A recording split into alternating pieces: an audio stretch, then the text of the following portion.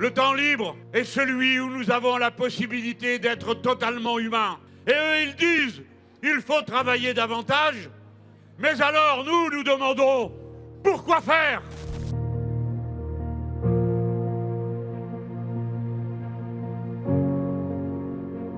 Nous ne défendons pas seulement le droit de marquer la pause dans l'existence. Le temps de la vie, celui qui compte, ce n'est pas seulement celui que vous croyez utile parce qu'il produit, n'est pas seulement le temps contraint qui est socialement utile, celui du travail. C'est aussi le temps libre.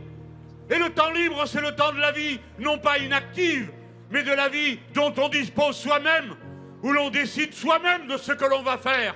Vivre humainement et socialement pour y faire, non pas ce que d'autres ont décidé, mais que ce que soi-même on a décidé de faire.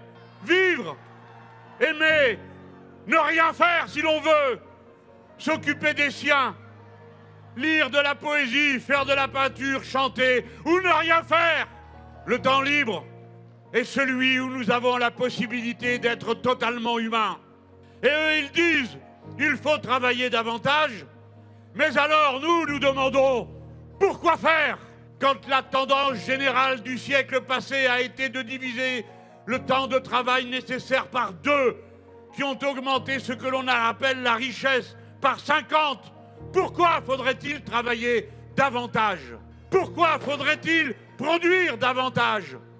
Non, la clé de l'avenir et du futur, ce n'est pas de produire davantage.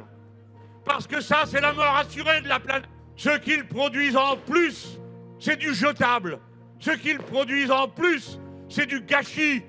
Quand 30% de la production agricole s'en va en gâchis, la question posée n'est pas celle de produire davantage, c'est de produire mieux. Et pour le faire, il faut travailler moins. Et en travaillant moins, la peine pourrait être répartie plus également entre tous.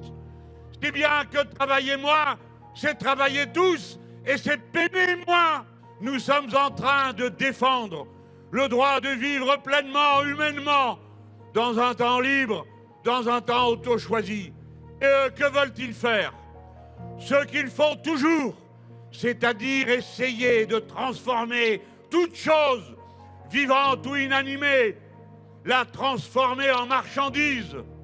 Eh bien, les 2 années qu'ils veulent vous prendre ne feront pas travailler une seule personne de plus, je le sais bien. Ce sera des chômeurs de plus, ce sera des malades de plus, mais ce sera surtout de la vie en moins. Et cette vie qu'ils veulent marchandiser, allez travailler, disent-ils, mais alors, qui va faire ce qui est fait aujourd'hui dans le temps libre, dans le temps gratuit ? Vous autres qui vous occupez de vos petits-enfants à cette occasion, même quand ils vous énervent. Ce temps de vie qui leur permet à eux, les petits, d'être pleinement humains parce qu'ils ont ce rapport avec vous. Qui va le faire ? Vous allez donc payer quelqu'un pour le faire. C'est-à-dire que vous aurez transformé en marchandise ce qui était avant de l'amour gratuit, du don de soi, du partage, de la construction humaine d'une génération à l'autre. Voilà ce que vous voulez faire, monsieur Macron. Soyez maudits pour vous transformer toute notre existence en marchandise, comme vous l'avez fait avec la santé, comme vous êtes en train de le faire dans l'éducation. Tout salir, tout gâcher, tout réduire, tout quantifier. Laissez ce grand souffle que l'on voit ici dans ces rues, de ces gens magnifiques qui viennent de tous les horizons et pour toutes les raisons. Vous dire le seul slogan qui vaille: vive la vie, à bas la mort!